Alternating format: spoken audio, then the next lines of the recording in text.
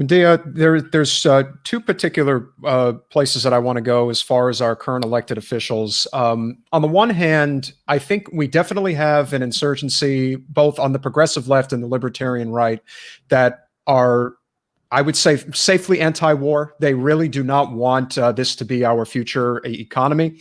But we saw what ultimately happened to Tulsi Gabbard when she ran for president and really put her foot down about regime change wars not being what we should be doing.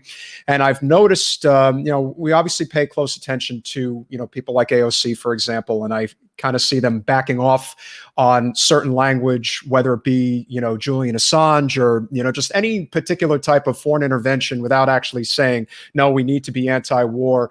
Can you talk about the impact that the military industrial complex has on the Hill in terms of, how they basically sink their teeth into most, if not all, of our elected officials?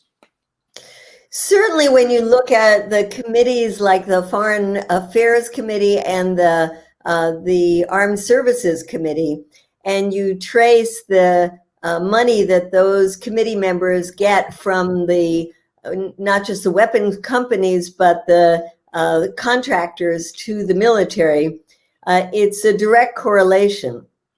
And it's mostly to Republicans, but a lot of Democrats as well. And that's why we've had a campaign calling on our congresspeople not to take money from weapons contractors and not to have their own funds invested in weapons contractors. We had a very interesting campaign, a short-lived one because it was successful, that we just did against one of our most progressive anti-war congresspeople, and that's Ro Khanna. Yeah. We found out when you looked at the filings that because his wife has money separate from him and is quite wealthy, they had a lot of money invested in weapons companies. And so we talked to him about it, and he said, it's my wife's money, but you're free to go after us, and maybe that will put pressure on her, and that might be good. And indeed, after a pressure campaign, the wife decided it wasn't worth it, and she got rid of her weapons investments. And that's just one, example where it reaches down even to the most progressive of our congresspeople. So imagine to those who don't see any problem with getting money from weapons companies or investing in them. They are, the Pentagon budget is so enormous, and a large part of that budget goes right into those weapons companies. And then a portion of that goes back into the election campaigns of our congresspeople. So it's this vicious circle that goes round and round. And then on top of that, you see the revolving door, which is so detrimental to a functioning democracy, where people who are former congresspeople then start or join these consulting firms that help companies get contracts from the Pentagon. So there are so many different ways that this military, industrial, congressional, security, university, think tank, et cetera, complex has its tentacles in our system and makes it less and less democratic. And that's why our campaign to divest is so important, and people can find it either on the CODEPINK website under the Divest campaign, or a separate codepink.org. Okay. So we're going to put that up here right now. Codepink.org. So guys, check that out, because there are things that people can do if, and divest from that would be helpful. And we need to do it. I have no investments, so it's not a problem for me. I don't have any. I have law school loans, so Well, but there are many people who have pensions, yes, belong to faith-based institutions, and then our cities. And Miami is probably not a ripe city for that, but there are a number of cities that have either passed or are in the process of passing divestment resolutions. Yeah. We don't normally talk about her, but we will now, because she's one of the worst congressional representatives we have in the country. And I personally think because of her foreign policy record, that is what makes her so terrible. Can you talk about Wasserman Schultz and, more or less, her. You have to be specific. I mean, Yeah. like, I was thinking Venezuela. Venezuela's definitely, yeah. She has definitely been very prominently outspoken in favor of regime change. She has been hand in hand with Mario Diaz-Balart. I know that you're aware of this, and has very happily said, no, I support this person instead of their elected person as the head of their sovereign. Also been tracking her voting record. She always votes for the military budget. Yeah. She never votes against it. Yeah. And if you just She's look very at, hawkish. and if you look at where she takes her money from, particularly from Raytheon, Boeing, and I believe General Dynamics are her top three in terms of Department of Defense. It's just, I mean, again, I could go on and on with her. But talk a little bit about her and what you've seen from her. And you could be specific about Venezuela, but if you have something else, that would be great too. Yeah.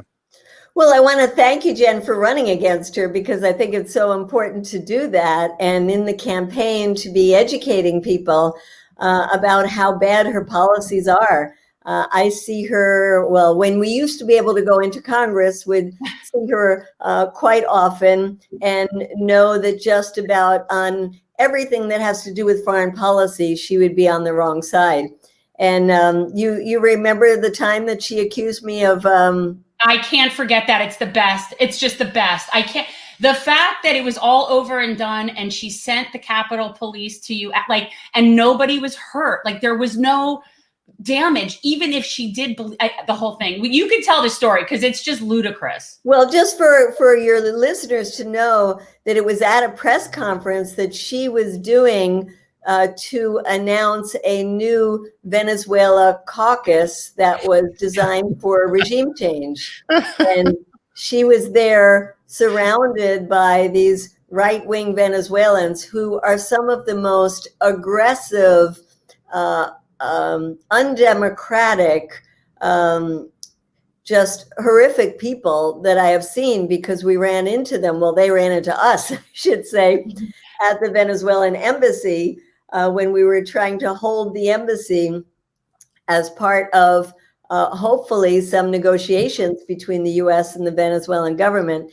And they came and viciously, physically attacked us. So these same Venezuelans were on the Capitol steps with Debbie Wasserman Schultz announcing this new caucus, when I, along with some Venezuelan American friends, came there with our signs, and they were vicious to us, and not only grabbing our signs, but throwing me down to the ground. And when I was being thrown down, I instinctively held on to whatever I could find, and it was the coat of Debbie Wasserman Schultz, because I was behind her.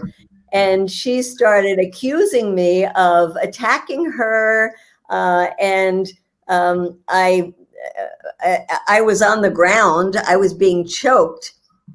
I got up, and for anybody who doesn't know, I'm barely 5 feet and barely 100 pounds. I know, it's just ludicrous.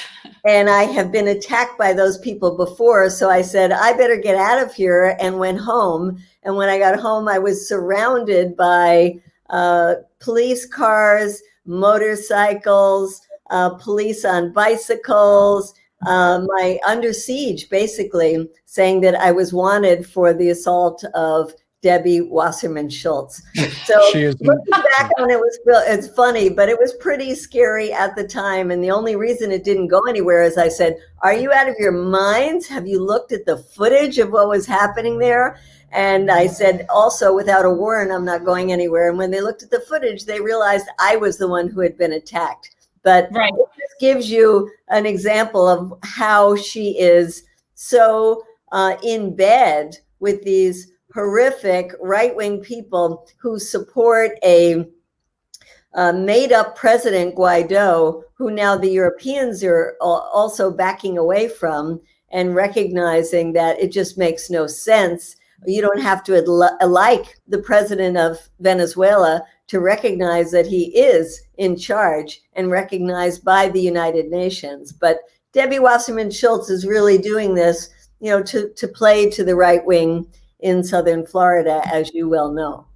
Yeah, I mean, she has a huge amount of her constituency, and I know you're very familiar down here. I mean, you're half-time down here. Is that it? Yeah. Like, you're part-time? Okay. So, out there in Weston, and they call it Westonzuela, and she's always talking about all the Venezuelans, but I'm always very clear with people that these are very wealthy white Venezuelans.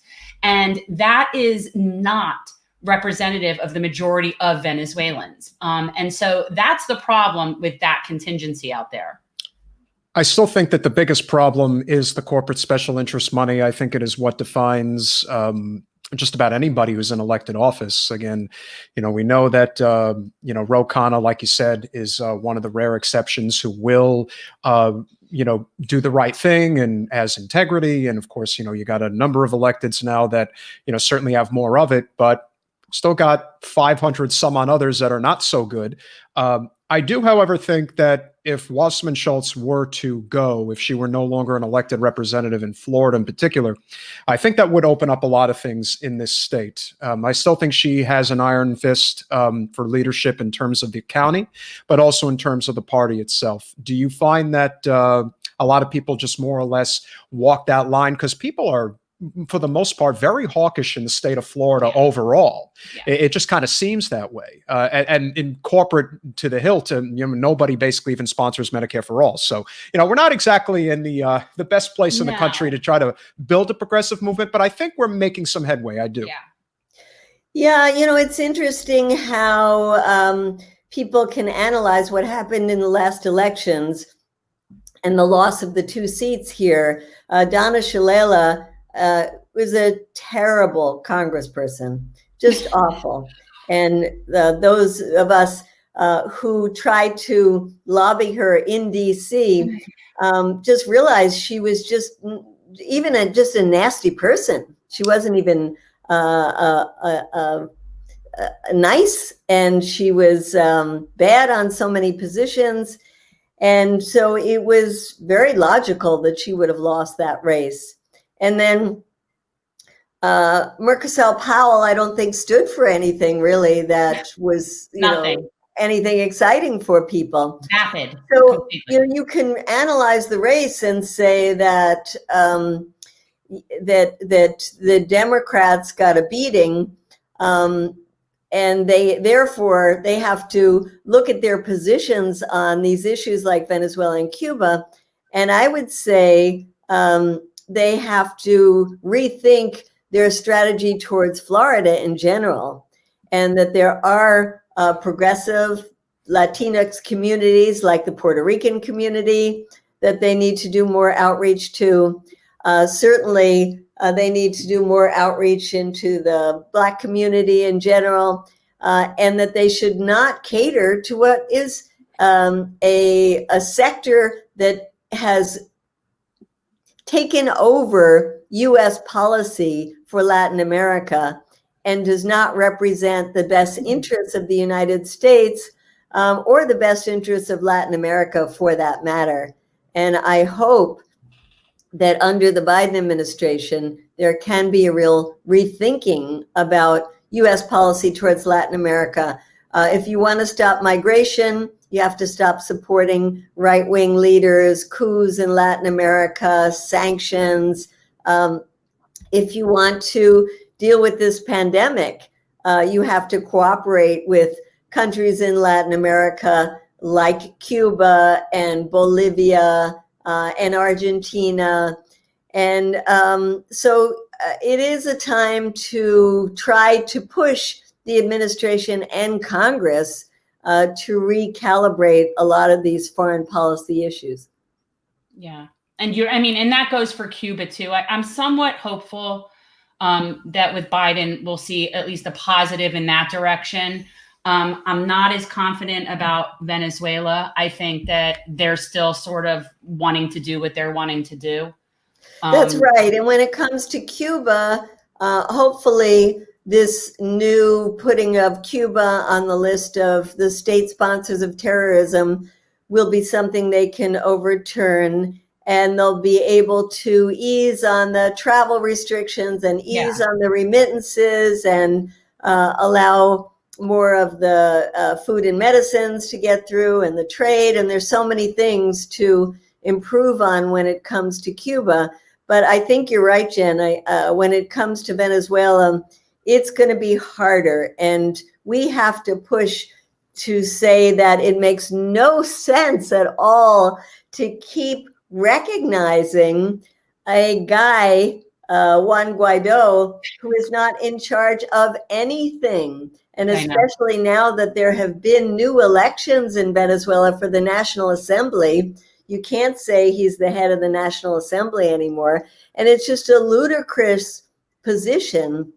So there's a lot of work that we have to do to show that that position not only makes no sense, but it's not going to get anywhere. And it's going to, from the U.S. point of view, foment people leaving Venezuela and wanting to come to the United States.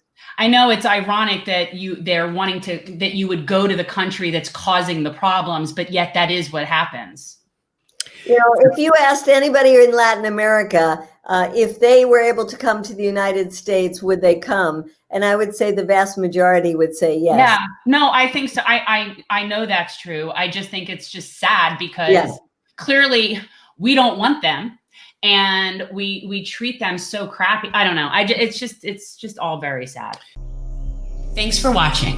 If you want to support our mission to transform politics into service, please like this video, subscribe, follow us on social media, and consider joining our Patreon, where you'll get early access to our interviews as well as other exclusive content. Links are in the description. Peace out.